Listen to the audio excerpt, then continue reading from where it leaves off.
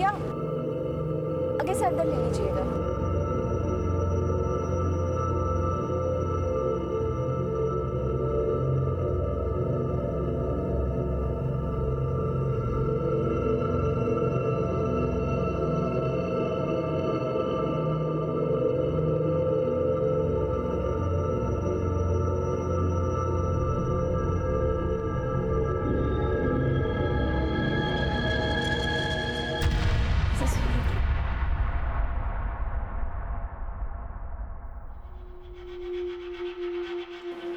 Excuse me, क्या मैं जान सकती हूँ रोहिणी मुझे कहाँ मिलेगी? जी आपको? जी वो मुझे जानती है, मैं उसी से ही मिलना चाहती हूँ। सॉरी, रोहिणी यहाँ पर नहीं है, कुछ ज़रूरी काम था तो वो चली गई।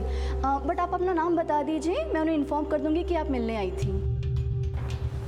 आप एक काम कर लीजिए ना, वो कहाँ गई है मुझे बता दीजिए, मैं वहाँ जाकर मिल लूँगी उससे। सॉरी मैम, वो हम आपको नहीं बता सकते। आप अपना मुझे नाम बता दीजिए, वो जैसे ही आएंगे हम इन्फॉर्म कर देंगे।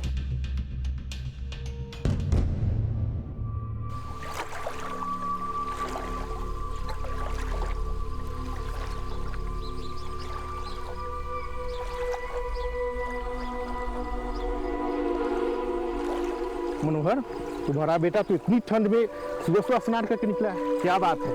मनोहर, तुम्हारा बेटा तो बहुत तेजस्वी है। राम राम राम राम राम। अरे पापी, तुमने मेरा धर्म भ्रष्ट कर दिया, अपने उतरन का पानी सुबह सुबह मुझ पर डाल दिया। हमको माफ कर दीजिए। क्या बे नरेश, दिखता नहीं है? हम लोग इधर बैठे हुए, तू अपने कपड़े का उतरन का पानी डाल रहा है। माफ कर दीजिए काका। छोड़ो, इसे बात के लिए क्यों मार रहे हो? तुम इसको इतनी सी बात बोलते हो? इस पापी ने मेरा धर्म भ्रष्ट कर दिया है। घर से मैं स्नान करके निकला था, पूजा पाठ करना है मुझे, और तुम इसका पक्ष क्यों ले रहे हो? क्या तुम्हें अपने गांव की मर्यादा और परंपराओं का कोई ख्याल नहीं है? मुझे गांव की मर्यादा और परंपराओं का ख्याल है, मगर आप किसी इंसान का जाति धर्म देख के उसकी जान तो नहीं लेंगे। अगर नरेश के छूने से आपका धर्म भ्रष्ट हो जाता है तो मुझे इतना कमजोर धर्म नहीं चाहिए।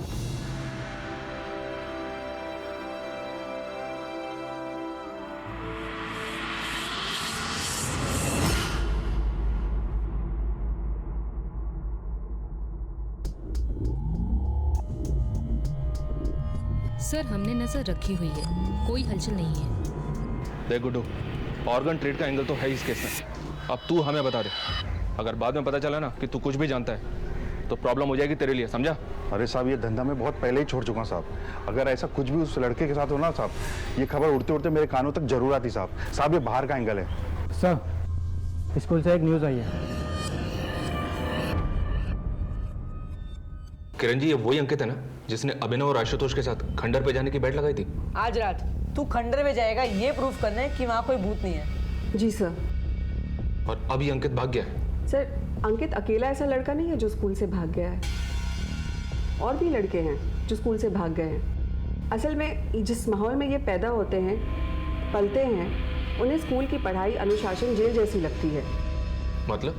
सर, 60% बच्चे हमारे यहाँ अनाथ हैं, और अंकित भी अनाथ ही था। ये 3 साल पहले हमारे यहाँ किसी NGO के थ्रू आया था। ये कोइंसिडेंस नहीं हो सकता कि पहले बैट लगी, फिर आशुतोष पकड़ा गया, उसके बाद उसका मर्डर हुआ और अभी अंकित भाग गया। कोइंसिडेंस है कि नहीं ये तो नहीं पता, पर अंकित और आशुतोष एक बार पकड़े गए थे। किस लिए? किसका फोन है ये? मैडम, वो मैच आ रहा था, इसलिए मैंने अंकित से फ़ोन ले लिया। मुझे नहीं मालूम था कि इसमें ऐसी सब फिल्म्स पड़ी होगी। झूठ बोल रहे हैं मैम, वो गंदी फिल्म देखने के लिए उसने ही मुझसे फोन लिया था। ये फोन और ये फिल्म कहाँ से आई तुम दोनों के पास? पड़ा हुआ मिला था। ऐसी चीजें तुम दोनों को ही कैसे मिल जाती है, बाकी बच्चों को नहीं मिलती है? कल से हर रोज 1 महीने तक पूरे ग्राउंड के चक्कर मारोगे तुम दोनों। चलो जाओ यहाँ से। अंकित ये सब भी करता था स्कूल में? अब वो सड़क में पैदा हुआ है, गुंडे मवालियों के बीच में पला बढ़ा है, ऐसे काम नहीं करेगा तो और क्या करेगा? मोबाइल स्कूल में अलाउड ही नहीं था, तो जाहिर सी बात है वो स्कूल के बाहर किसी के साथ टच में था। अच्छा, आपके पास अंकित का वो मोबाइल है जो किसी ने उसे दिया था? अगर है तो प्लीज दीजिए, अंकित की सारी डिटेल्स हमें चाहिए। वो कहां से आया था और यहां पर आने से पहले वो किन लोगों के साथ रहता था? इस केस में कई सिरे थे जो उलझे हुए थे, लेकिन हम अपनी पूरी ताकत के साथ, पूरी मुस्तैदी के साथ इन सारे सिरों को अच्छी तरह से टटोल रहे थे। जैसा मैंने पहले भी कहा था, मुजरिमों के बढ़ते हौसलों के साथ साथ उनके कनेक्शंस और उनके नेटवर्क्स भी बढ़ जाते हैं। लेकिन हम कड़ी से कड़ी जोड़ते गए और सारे सबूत इकट्ठा करते गए। हमें भी इस बात का पूरा अंदाजा था कि हमारा सामना एक बहुत ही पेशेवर और एक बहुत ही बड़े मुजरिम के साथ था।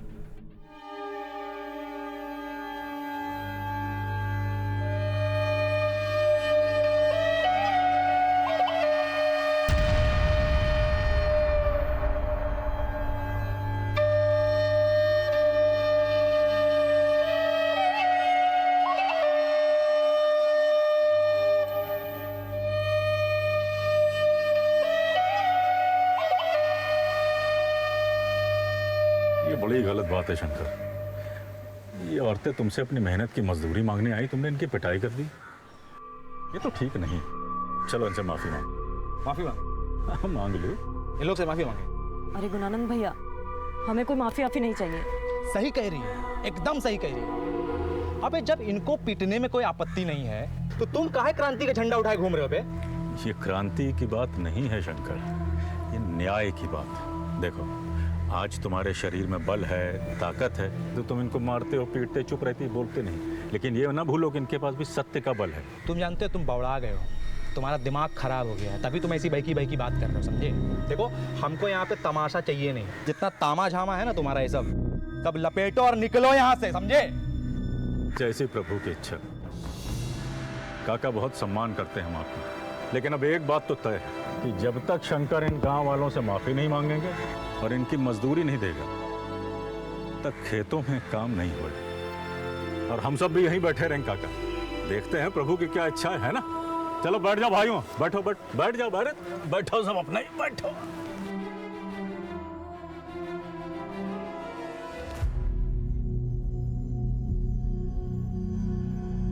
गुणानंद, छोड़ो, जाने दो। शंकर से गलती हो गई, आगे से ऐसा नहीं करे। तुम मुझसे सब अपनी मजदूरी ले लो, ये मजदूरी ले लो। धन्यवाद।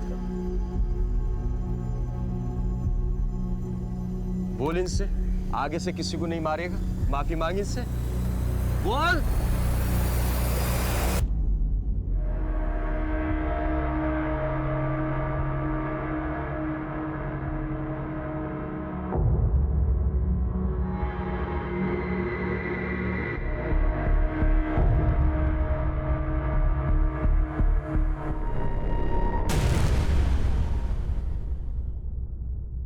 तीन बार लेना है, ध्यान रखा करो। कौन हो तुम लोग? अंदर कैसे आगे तुम लोग? कंपाउंडर, ये क्या कर रहे हो तुम?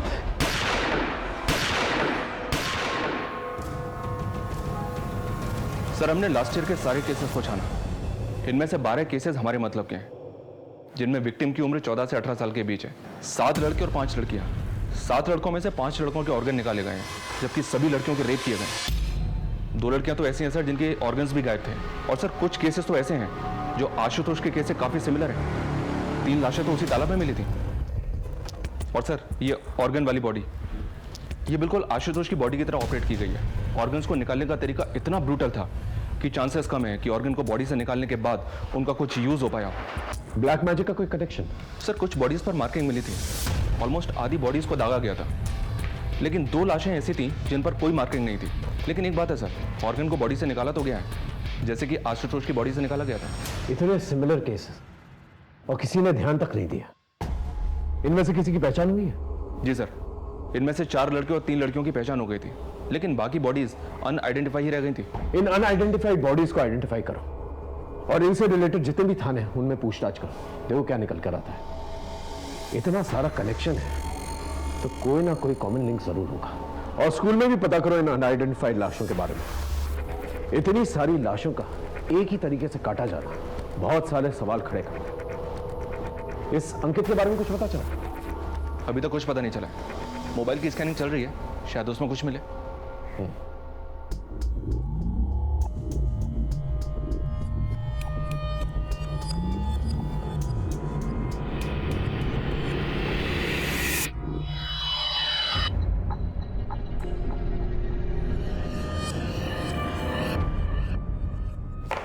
सर, आप लड़कों के बारे में क्रॉस चेक कर रहे थे वो तो ठीक है, पर ये लड़कियां, हमारा बॉयज स्कूल है। पॉसिबल है कि आसपास की लड़कियां हों जिन्हें आपने कभी देखा हो या आपके स्कूल में उन्हें कोई जानता हो, कोई गर्लफ्रेंड या कोई फ्रेंडशिप वगैरह? सर, हमारे यहाँ के स्टूडेंट तो बाहर ही नहीं जाते हैं, तो ये लड़कियों वाला एंगल तो निकलता ही नहीं है। मैडम, जिस ट्रस्ट का स्कूल है उनके गर्ल्स स्कूल भी तो हैं, हो सकता है वहाँ की कोई लड़की हो। होगी सर, पर मैं इनमें से किसी को नहीं जानती हूँ। आप ट्रस्ट का एड्रेस लीजिए और वहीं जाकर पता कर लीजिए। सर, आप इस तरह से अपनी इन्वेस्टिगेशन में बार बार स्कूल को लेकर आ रहे हैं, स्कूल की रेपुटेशन पे असर पड़ रहा है। सर, इनमें से कोई भी लड़का या लड़की हमारे किसी भी स्कूल या इंस्टीट्यूट से रिलेटेड नहीं है। हाँ, जो बच्चे हमारे स्कूल से भागे हैं, ये उनकी मिसिंग रिपोर्ट है, जो हमने पुलिस में भी लिखवाई हुई है। उसके बाद उनके साथ क्या हुआ ये हमें भी नहीं पता। हमें स्कूल से भागे हुए हर बच्चे की डिटेल चाहिए। वो यहाँ पर आने से पहले किसके साथ थे, कहाँ रहते थे? जी सर। बेबी बस 2 मिनट, बेबी 2 मिनट, बस 2 मिनट, बेबी 2 मिनट, बस 2 मिनट में सब्जी तैयार, फिर बेबी खाना खाएगा। चलो बेबी का बस बस बस, चलो चलो देखिए कौन है, कौन है, कौन है, कौन है, देखो कौन है, कौन है, कौन है, देखो देखो देखो कौन है। ओ मम्मा आई है। ओ जी बेटा, क्या हुआ मेरे बच्चा? सुबह से तंग ही कर रहा है। सब्जी, अरे सब्जी।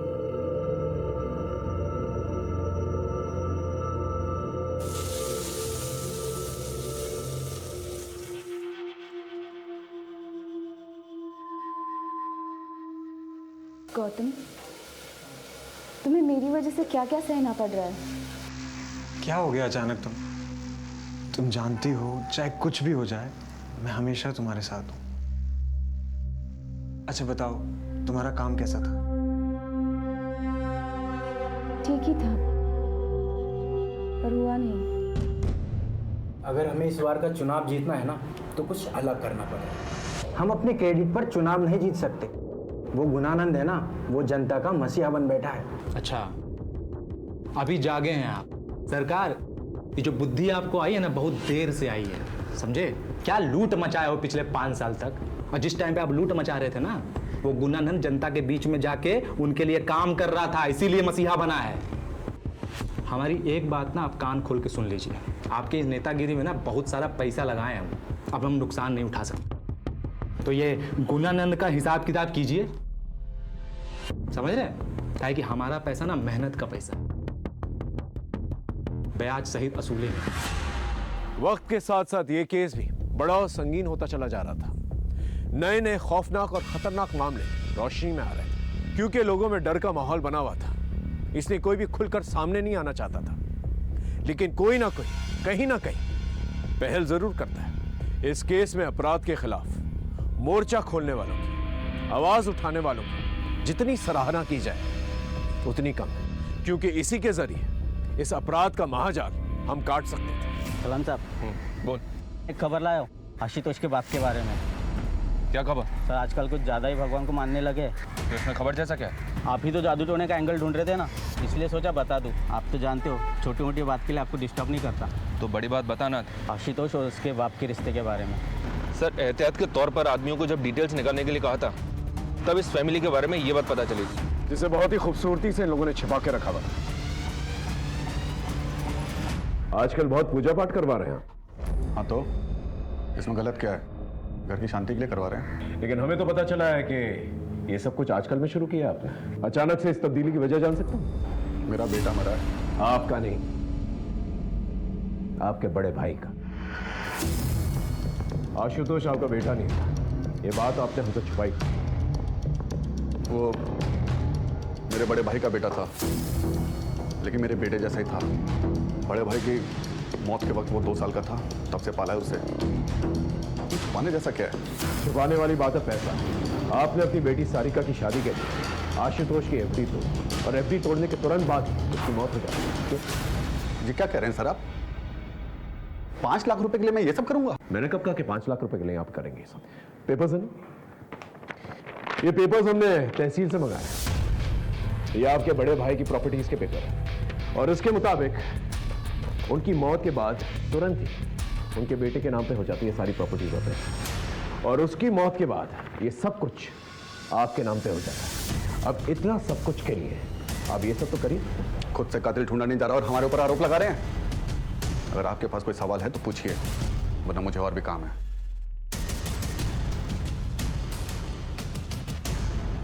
इस आदमी के बारे में पता कर लो, जरूर कुछ ना कुछ छुपा रहा है। और जितने भी बाबा और पंडित हैं उन सबको राउंड अप करो, पता करो कौन सी पूजा पाठ करवा रहा है। कहीं ये जादू टोना तो नहीं करवा? पता करते हैं sir.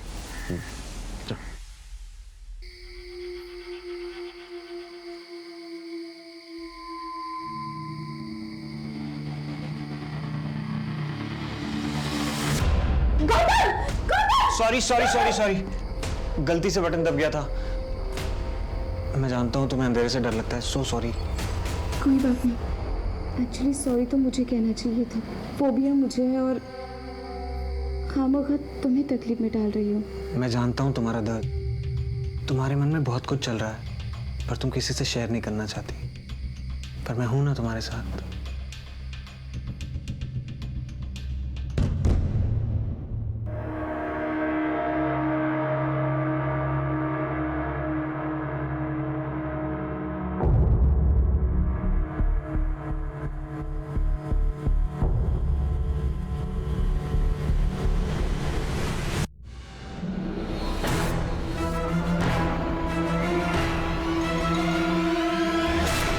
Thank you very much, sir. Have a great day.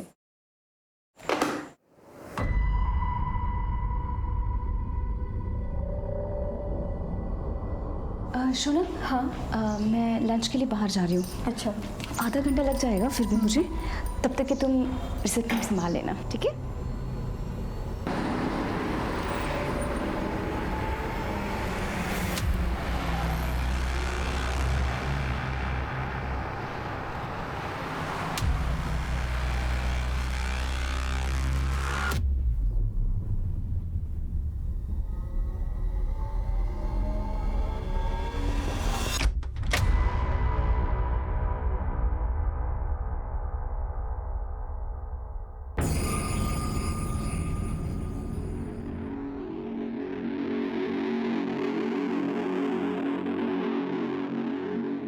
कुछ मिला?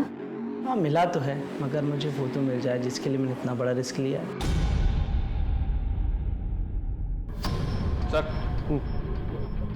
सर टोटल मिली 12 लाशों में से 5 लाशों की पहचान नहीं हो पाई है, लेकिन जिन 7 लाशों की पहचान उनके घर वालों ने की थी उन सबको बुलाकर हमने उनका बैकग्राउंड चेक किया तो सबके अंदर एक कॉमन लिंक निकलकर सामने आया है। क्या है कॉमन लिंक?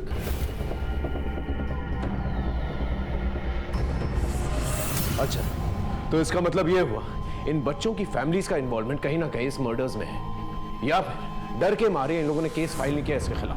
बिल्कुल सर, एग्जैक्टली यही लिंक आशुतोष की फैमिली का है। राकेश के यहाँ काफी आना जाना है इनका।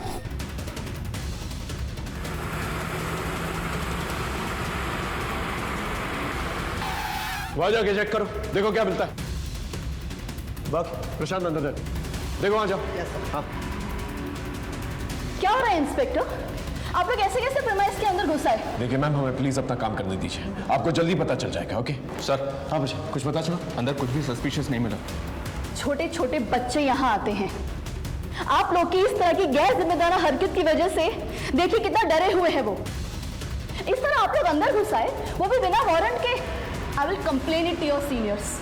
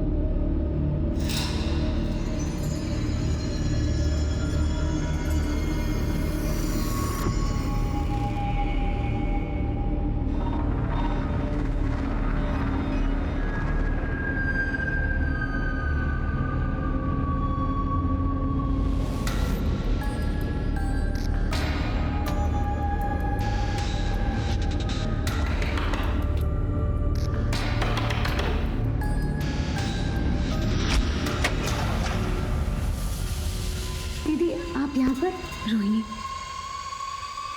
अपना जल्दी से सामान पैक कर ले और हम यहाँ से चलते हैं। दीदी मैं कहीं नहीं जा रही। पागल हो गई है। यहाँ पर बहुत खतरा है। अगर किसी ने हम दोनों को साथ में देख लिया ना, तो बहुत बड़ी प्रॉब्लम में फंस जाएंगे हम लोग। तुझे मुझ पर भरोसा है ना, तो चलो मेरे साथ, मैं सब समझाती हूँ रोहिणी। प्लीज रोहिणी।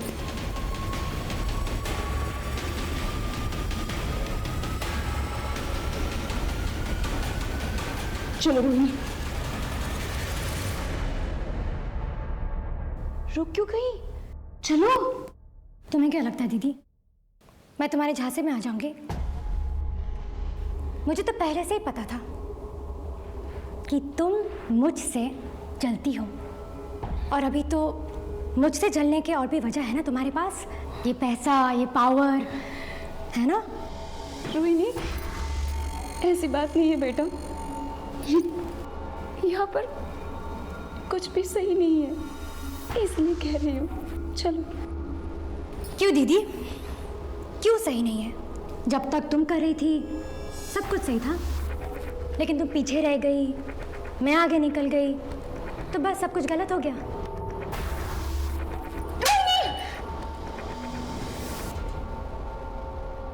दीदी बचाओ, कोई है वहां पर? रोहिणी बचाओ मुझे, चुप हो जाओ, कोई है वहां पर? बचाओ मुझे, बचाओ मुझे। रोहिणी चुप।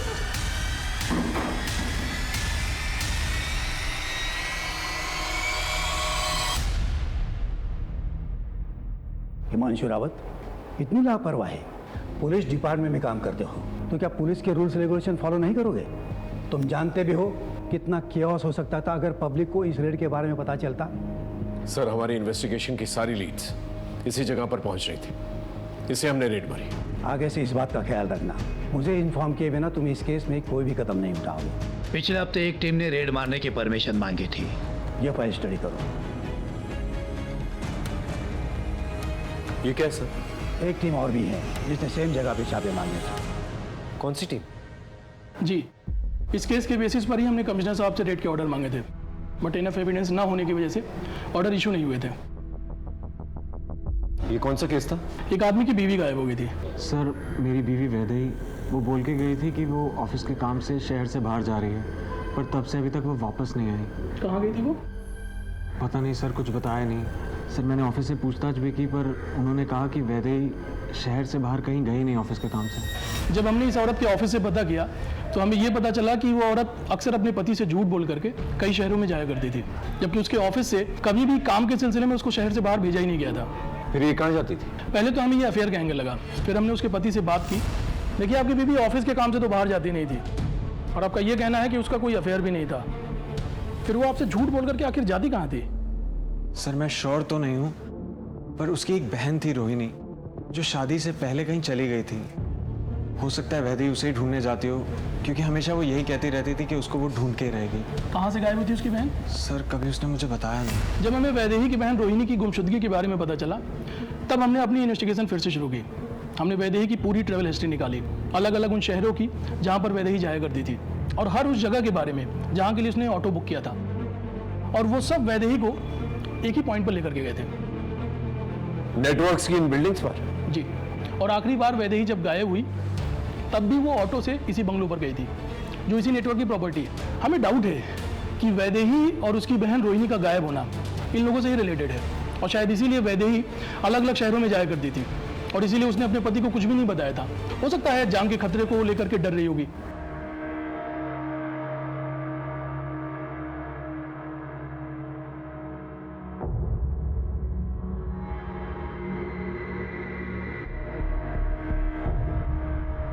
बाबा की जय हो। बाबा की जय हो। बाबा की जय हो। सर, ये वही लोकेशन है जहाँ पर वैदेही मिली, और ये वही लोकेशन है जहाँ पर हमने पहले टारगेट किया था, और इन सब का कनेक्शन वो नेटवर्क है। सर, ये सारे विक्टिम्स जो हैं इनके पावर की वजह से डरे हुए हैं। अगर आप हमें परमिशन दे देंगे तो ये सारे विक्टिम्स सामने आएंगे, सैकड़ों की संख्या में सामने आएंगे। हाइपोथेटिकल बातें मत करो हिमांशु। ऐसा करेंगे तो वैसा होगा, वैसा करेंगे तो ऐसा होगा। थोड़ा प्रैक्टिकल सोचो। शक करने की वजह हमारे पास बहुत हैं, लेकिन क्या हमारे पास पुख्ता सबूत हैं? कोई चश्मदीद गवाह हैं? देखो, पिछली बार भी तुमने रेड मारी थी, क्या मिला? इस बार भी अगर हम फेल हो गए रिजल्ट 0 आ गया तो संभालना बहुत मुश्किल होगा हिमांशु। सर ऐसा दोबारा नहीं होगा। I promise I will not fail. ऐसा मत सोचो कि मैं तुम्हें काम करने नहीं दे रहा हूँ, इसलिए मैं ये कहूँगा कि तुम कोई पुख्ता सबूत ढूंढो, कोई चश्मदीद गवाह ढूंढो, तब मैं इस ऑर्डर पे साइन करूँगा। सिर्फ शक के बेसिस पर इतना बड़ा रिस्क मैं नहीं ले सकता। हमने पूरी एड़ी चोटी का जोर लगा दिया था, लेकिन फिर भी अपराधी को पकड़ने में हम नाकामयाब रहे। अब हलचल बढ़ गई थी। अब अपराधी की नजर पुलिस की हर एक मूवमेंट में थी, क्योंकि केस सेंसिटिव और बड़ा था। कमिश्नर साहब की इंस्ट्रक्शंस और उनकी फिक्र वाजिब थी।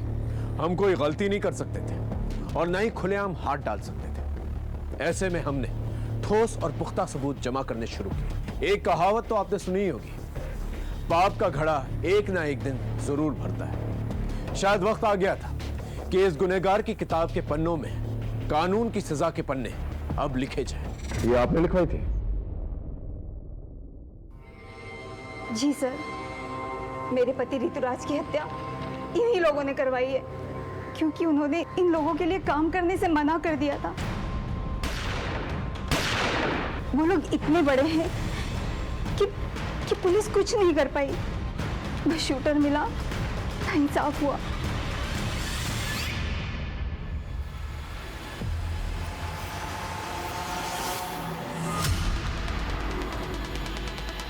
सर, गाड़ी अभी अभी बंगलो से निकली है सर। गाड़ी पे नजर रख, किसी भी हाल में गाड़ी निकलनी नहीं चाहिए।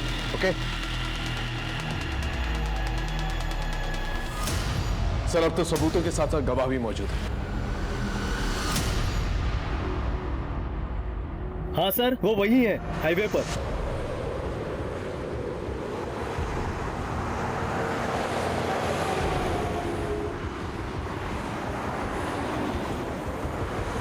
सर, वो रही गाड़ी, पीछा करो उसे और कंट्रोल रूम में इन्फॉर्म कर। सभी जगह नाकाबंदी करवा, ये गाड़ी निकलनी नहीं चाहिए।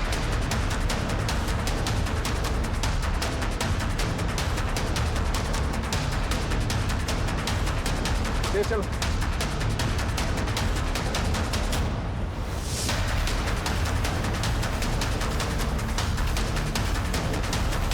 उस तरफ से लेके चलो, वो टेक करो।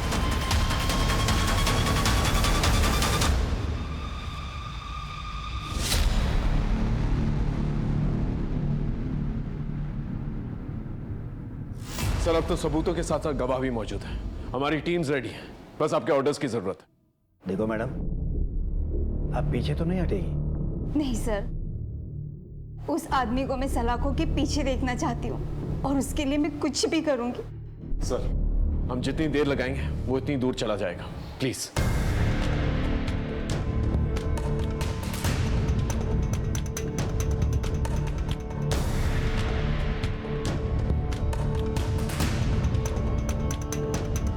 Thank you sir. देखो हिमांशु, अगर ये ऑपरेशन फेल हुआ तो हमारे डिपार्टमेंट की इज्जत मिट्टी में मिल जाएगी। Don't worry sir, I will get it.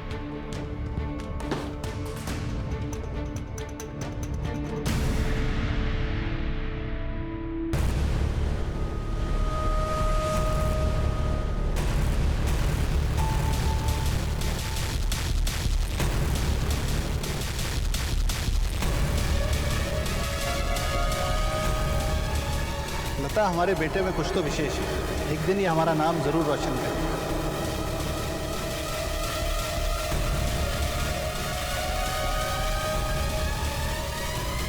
अगर नरेश के छूने से आपका धर्म भ्रष्ट हो जाता है तो मुझे इतना कमजोर धर्म नहीं चाहिए।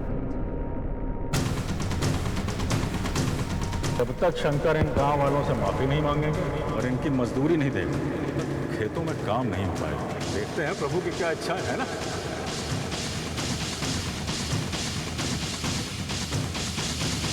ब्रेकिंग न्यूज, अभी तक की सबसे बड़ी खबर ये है कि गुणानंद स्वामी को पुलिस ने राज्य के हाईवे से गिरफ्तार कर लिया है। गुणानंद की गिरफ्तारी के बाद उनके भक्तों में काफी आक्रोश देखा जा रहा है। कई जगहों पर तोड़फोड़ और आगजनी की वारदातें भी हुई हैं। छोड़ेंगे नहीं, आग लगा देंगे घर को।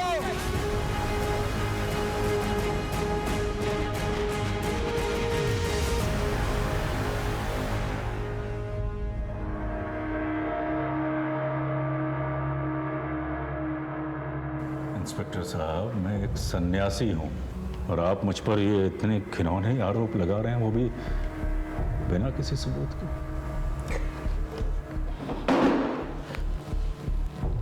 हमारे पास तेरे खिलाफ सबूत भी है और चश्मदीद गवाह भी है।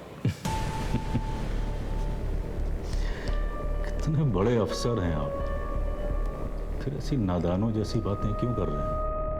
किसी ने कुछ ऊट पटांग कह दिया और आप हमको यहाँ इस कारावास में ले आए कैद करके। जो प्रभु की इच्छा, हमें आपसे कोई शिकायत नहीं। भय है कि आप हमारी बात मान नहीं रहे, लेकिन हमारे जो भक्त हैं बाहर, यदि उन्हें ये पता चल गया कि आपने मुझको यहाँ यूं कैद करके रखा है तो यकीन जानिए अनर्थ हो जाएगा। धमकी दे रहा है, दंगे करवाएगा, फसाद करवाएगा। अरे मैं कैसे फसाद करवाऊंगा? मैं तो यहाँ आप लोगों की कैद में हूं ना, कारावास में। लेकिन मेरे भक्त जो बाहर हैं इस कारावास से दूर, वो मासूम है, प्रेम करते हैं मुझसे, और प्रेम में तो इंसान कुछ भी कर जाता है ना। ऐसी चिकनी चुपड़ी बातें करके भोले भाले भक्तों को अपने जाल में फंसाता है ना तुम। लेकिन यहाँ ऐसा नहीं चलेगा, यहाँ गुनाह कबूल किए जाते हैं। परंतु कौन से गुनाह, कौन से? ये ऐसा नहीं मानेगा। एक काम करो, इसे यहीं रखो और खाना पीना बिल्कुल नहीं देना, और सोने भी मत देना। देखते हैं ये खेल कितने दिनों तक चलता है।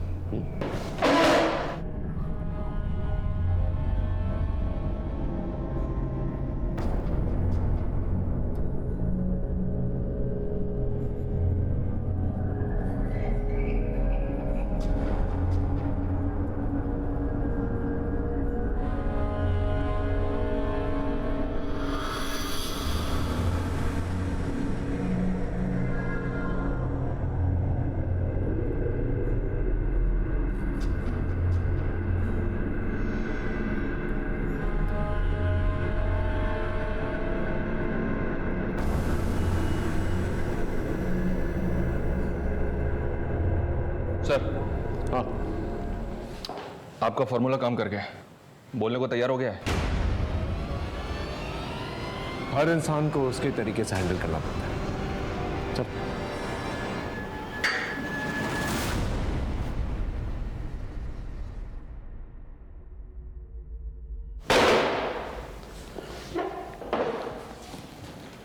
चल, अब बोल।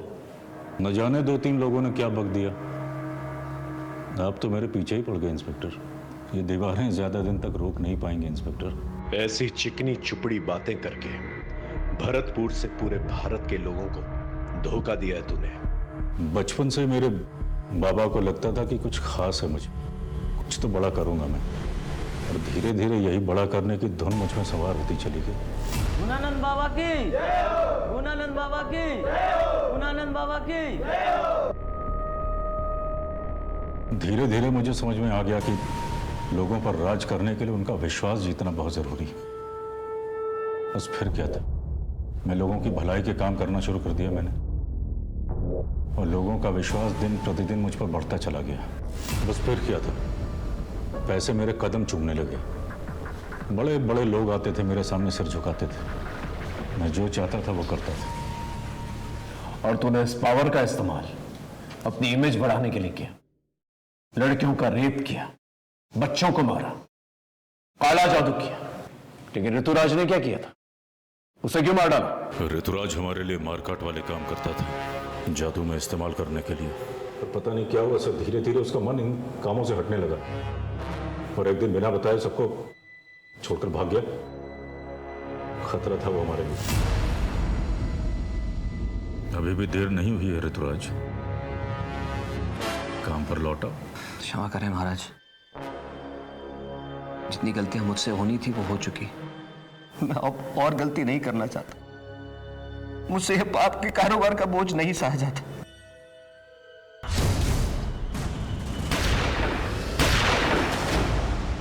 वैदेही कहाँ है?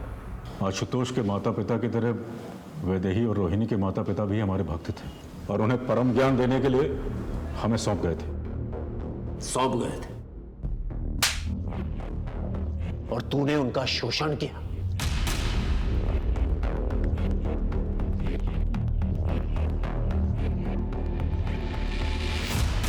वैदेही कभी भी सहज नहीं थी आश्रम में, लेकिन रोहिणी पूरी तरीके से काबू में थी। अमर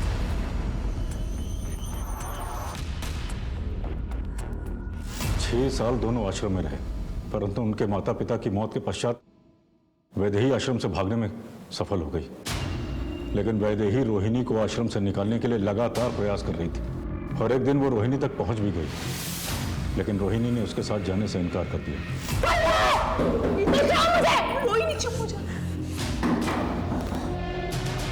पहले तो मैंने वैदेही को छोड़ दिया था, परंतु अब वो वापस आई। मैंने सोचा अगर इस बार उसे छोड़ देता तो वो पुलिस को अपने साथ ला सकती थी, इसलिए पहले तो मैंने वैदेही को छोड़ दिया था, परंतु अब वो वापस आई।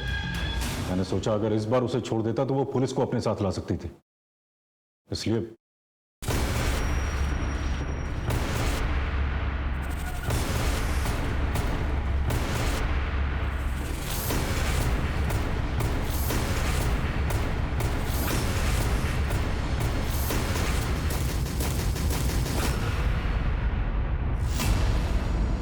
तू तो ज्यादातर अनाथ बच्चों को मारता था, फिर आशुतोष को क्यों मारा? वो तो तेरे स्कूल में पढ़ता था, ऊपर से गरीब भी था।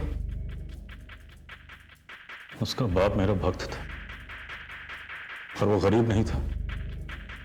बाद में मुझे पता चला कि उसके बाप के पास पैसे भी थे और जमीन भी, और वो दोनों मुझे चाहिए थे।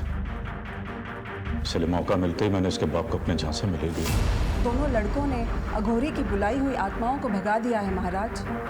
अघोरी की तपस्या भंग होने की वजह से आत्माएं इनके बेटों पर हावी हो गई हैं। कुछ कीजिए महाराज, कुछ कीजिए। देखो, तुम्हारे दोनों बेटों ने गलती तो की है, जिस वजह से आज उन दोनों की जान खतरे में। हम ज्यादा से ज्यादा किसी एक बेटे की जान बचा सकते हैं। एक बेटे की बलि तो तुमको देनी ही पड़ेगी। अभिनव की जान बचाने के लिए उसने आशुतोष को बलि के लिए चुना। पूजा के नाम पे हमने उससे 3 लाख रुपए लिए और उसकी बलि चढ़ा दी। और अंकित ने क्या किया था? उसे क्यों गायब किया? उसने आशुतोष की बलि चढ़ाते हुए देख लिया।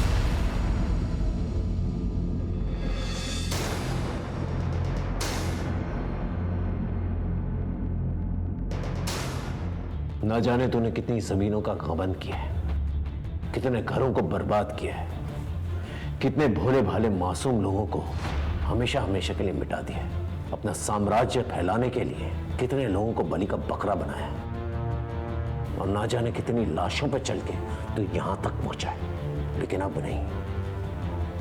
आशुतोष, ऋतुराज और वैदेही जैसे कई केसेस और कई शिकायतें हमारे पास आ रही हैं। इस जन्म में तो नहीं, तो इस जगह से निकलने वाला, समझा?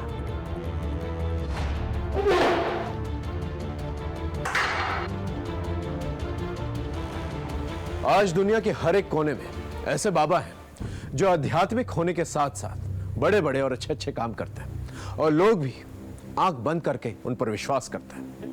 एक बात हम आप सबको बता देना चाहते हैं, आप आस्था जरूर पालें, लेकिन मर्यादा का भी पालन करें। और बाबाओं को आगाह करते हैं कि आस्था के नाम पर अगर वो लोगों के साथ विश्वासघात करेंगे, अपराध करेंगे, तो उसका अंजाम सीधा जेल होगा। आज भारत के हर एक कोने में कई ऐसे नामचीन बाबा हैं जो जेलों में बंद हैं, जिन्होंने आस्था के नाम पर लोगों को ठगा है। जिस तरह से गुरुनानक ने अपने करियर की शुरुआत की थी, अगर उसी सोच को लेकर वो आगे चलता तो शायद वो आज इस अपराध का महाजाल का रचयिता नहीं बनता।